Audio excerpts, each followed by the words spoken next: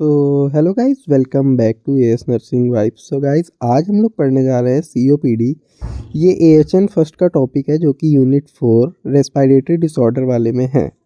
सो ये बड़ा ही इंपॉर्टेंट है। ये एग्ज़ाम पर्सपेक्टिव से ये 10 नंबर में एक दो बार पूछा भी गया है और ये बहुत ज़्यादा पॉसिबिलिटी है कि ये 5 से 10 नंबर में आएगा ही आएगा। सो जो सीओपीडी है, इसकी डेफिनेशन ये है: COPD is a chronic lung disease in which there is a long term obstruction of air flow making breathing difficulty. COPD एक क्रोनिक लंग डिजीज़ है जिसमें कि लॉन्ग टर्म ऑब्स्ट्रक्शन हो जाता है आपका एयर फ्लो में, जो कि ब्रीदिंग डिफ़िकल्टी कॉज करता है। It is not fully reversible. ये रिवर्सिबल नहीं है कि मतलब आप पूरा तरीके से सही हो जाए। आप डायग्राम में देख सकते हैं कि जो क्रोनिक ब्रोंकाइटिस है, इसमें म्यूकस का फॉर्मेशन हो रहा है और जो दूसरी वाली है वो हेल्दी है। और एम्फाइसीमा में देख रहे हैं कि आप एल्वियोलर मेम्ब्रेन का ब्रेकडाउन हो रहा है। हेल्दी वाली देख सकते हैं और वो भी देख सकते हैं। जो इसके टाइप्स हैं, जो मैंने आपको ऊपर दो फोटो में दिखाया है, वही इसके दो टाइप्स हैं, क्रोनिक ब्रोंकाइटिस और एम्फाइसीमा। क्रोनिक ब्रोंकाइटिस में इन्फ्लेमेशन हो जाता है, एक्सेस म्यूकस हो जाता है, production cough from the least 3 month in 2 consecutive year, 2 साल में 3 महीने से ज़्यादा कफ का प्रोडक्शन। सिम्टम: क्रोनिक कफ, थिक स्पुटम, गाढ़ा tough cough, shortness of breathing में डिफ़िकल्टी, साइनोसिस। एम्फाइसमा क्या होता है? डिस्ट्रक्शन हो जाता है एल्वियोली का, गैस एक्सचेंज का रिड्यूस हो जाता है, ज़्यादा नहीं हो पाती है। सिम्टम: सीवियर ब्रीदिंग, ब्रीथलेसनेस, जो ब्रीथ में दिक्कत होती है सीवियर हो जाती है। बैरल शेप चेस्ट हो जाता है। मिनिमल कफ हो जाता है, वेट लॉस हो जाता है।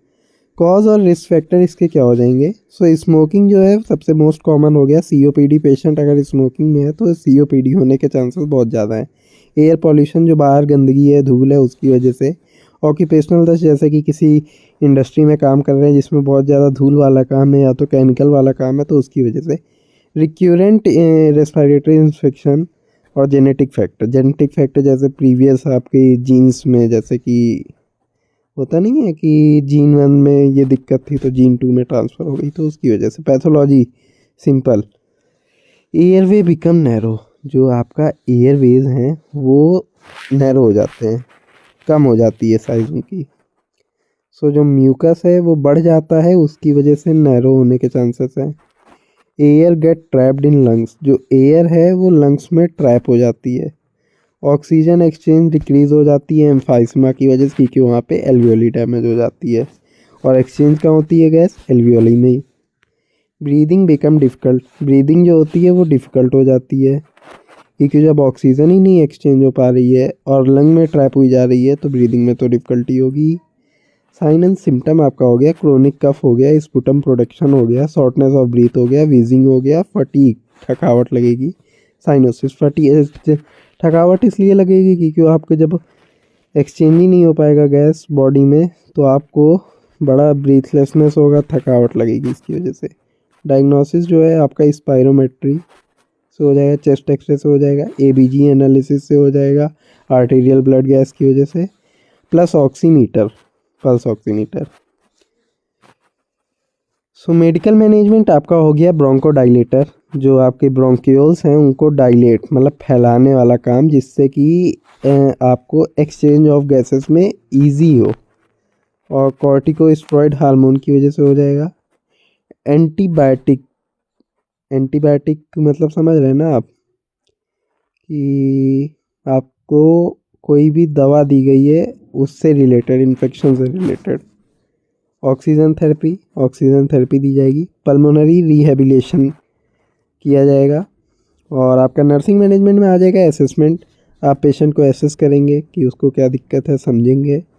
ब्रीदिंग रेट और पैटर्न उसका देखेंगे कि क्या हो रहा है, कैसी कितनी ब्रीदिंग रेट आ रही है इसकी, कितना ज़्यादा कितनी कम। ब्रीदिंग साउंड को आप मेज़र करेंगे कि किस टाइप की आवाज़ आ रही है, जैसे कि कफ और उसमें अलग टाइप की साउंड नहीं आने लगती है, वो चीज़ें आप मेज़र करेंगे। ऑक्सीजन सैचुरेशन देखेंगे कि उसका ब्लड में ऑक्सीजन कितना है, और स्पुटम कलर और अमाउंट देखेंगे। Intervention: position patient in high Fowler, जो पेशेंट को है उसको हाई फॉलर पोजीशन में रखेंगे। एडमिनिस्टर करेंगे उसको ऑक्सीजन प्रिस्क्राइब्ड अमाउंट में। और इंकरेज डीप ब्रीथिंग, उसको इंकरेज करेंगे कि आप थोड़ा लंबा सांस लीजिए। चेस्ट फिजियोथेरेपी, चेस्ट की फिजियोथेरेपी करेंगे। एडुकेट हाइड्रेशन, मतलब कि प्रॉपर अमाउंट में हाइड्रेट उसको रखेंगे। पेशेंट एजुकेशन में उसको बोलेंगे कि स्मोकिंग से दूर रहिए, इन्हेलर का करेक्टली यूज़ करिए, डस्ट और पॉल्यूशन वाली जगह पे ना जाइए, मेडिकेशन को टाइमली लीजिए और ब्रीदिंग एक्सरसाइज करिए, जिससे कि आपका और ज़्यादा बेटर वे में एक्सचेंज ऑफ गैसेस होने लगेगा, एल्वियोली को डाइलेट करने में आसानी होगी। कॉम्प्लिकेशन हो जाएगा आपका रेस्पिरेटरी फेलियर और pulmonary hypertension, pulmonal frequent infection.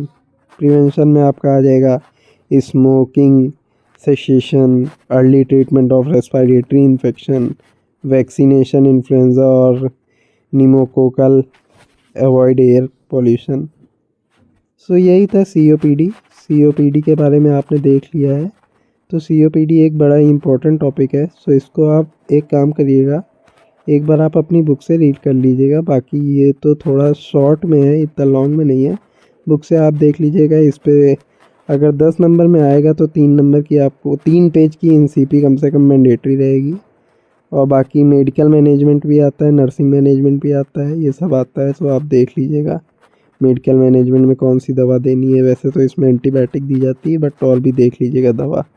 सो आप ये सब लिख देंगे तो 10 नंबर में आपको ईज़िली एग्जामिनर अगर देगा तो 7-8 नंबर तो ईज़िली दे देगा।